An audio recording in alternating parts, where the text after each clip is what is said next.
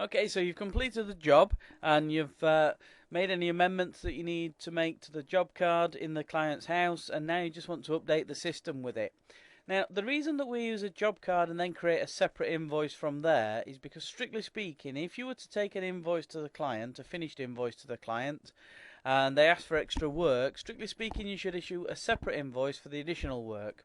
Equally, if they don't have all the work done that's on that invoice, you're supposed to create a credit note to adjust that invoice. So to get rid of all that hassle, what we created was this job card.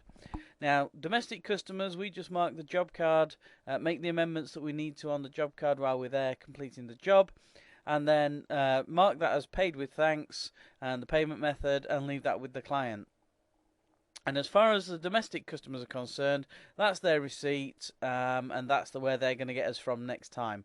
But we do still create an invoice within the Get Booked Up system, so that we're following proper accounting procedures, and we've got a proper invoice that's marked, and it can be tracked to a job and a quote and things like that. So for domestic clients, they're going to sort of see the job card, and that's going to be their receipt for their payment. Now, there's a couple of scenarios there. That there is that they've not had everything done, or that they've had extra work done. So let me show you how you would handle those, and then create the invoice from that, so that the invoice is correct for your accounting purposes. If you're in the client details record here, if we go to the jobs, job summary at the top, if we click the job line item that we want to work on, you can see here that the job status is ready. If you did want to add any other items on, what you can do is you can click the Add New Item button. So if they've had an extra item done, say they've had a bedroom carpet cleaned, you can pop in there that they've had the carpet cleaned, they had it done on the clean only. If you want, you can put the sizes and the quantities and dimensions in there, and you can put on there that you charged them £45 while you were on site or something like that. So you can make any item notes as well, done whilst on site, and pop that in that field there. So that's how you add items on if they ask you to do extra work while you're there.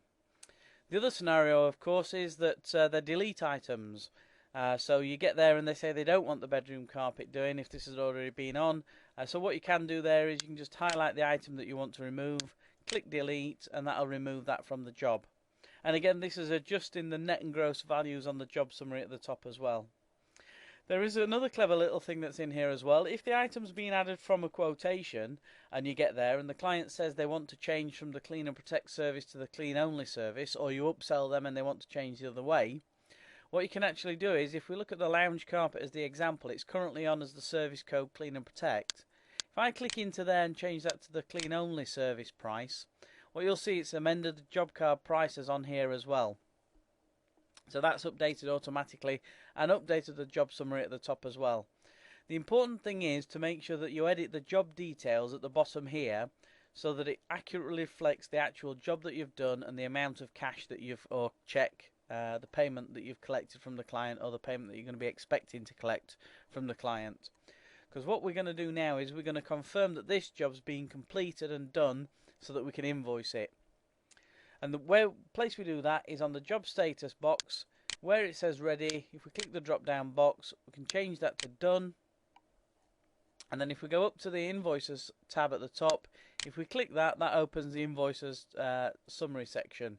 So at the top, it's very much like the job section, the invoices summary. So this is a list of all the invoices that the clients had and a summary of those invoices. If you do need to issue credit notes, there's a facility there that you can do to undo errors on invoices and things like that. And there's a separate video about that.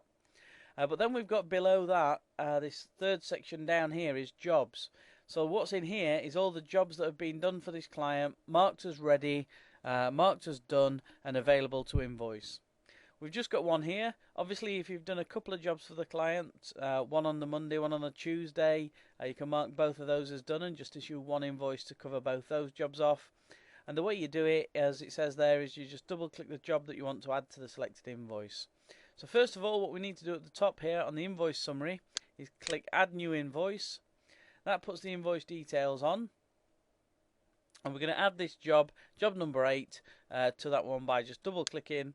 and you'll see it adds it on there. So the details of that job, jump down onto the bottom below where it says invoice details. So now you've got a breakdown of the invoice at the bottom and the summary at the top.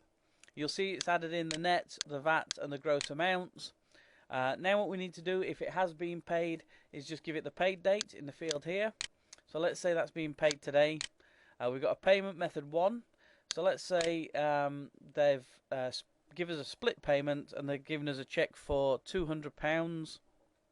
So that's payment method 1 is £200, and that was by cheque. And we offer you the opportunity to put a payment reference number in, so that might be a bank paying in slip number, and then you can pull off some reports that do the reconciliation for you. So that then leaves us a payment method 2 that's applicable. Now if this is still outstanding, you can leave that as outstanding and it'll appear on the outstanding invoices report. Or if this has been paid, we can mark that's been paid cash, and again, if you want to, you can put a petty cash slip number in there to mark that off. You'll notice as well that now the balance is 0. If you need to put any notes in, you can put a free text field in there to put any notes in the invoice as well. You can print this invoice from here, so now you can have an invoice with no logo that's got VAT, an invoice that's no VAT showing if you're not VAT registered, or a full VAT invoice if you are VAT registered. So there's a few options in there for the invoice layout that you can print. You just click the print option and that'll print that for you. So once the invoice has been printed, the little box here will be ticked that says it's being printed, and what that does is that locks that invoice so it can't be edited anymore. It will also record on that job record that invoice number 1 was used to invoice that job on, so you can see in the record where it's been invoiced on as well. Now if you do need to edit this invoice for any reason at all, we have put in an undo printed button. So if we click the undo printed, it undoes that there and it allows you to edit it and things like that. We recommend that you try to make sure that the job's correct before you mark it as done, so that when you add the done job to the invoice it's correct and you don't need to faff about with changing values in here. So that's it. That's how easy it is to create an invoice from the job that you've done.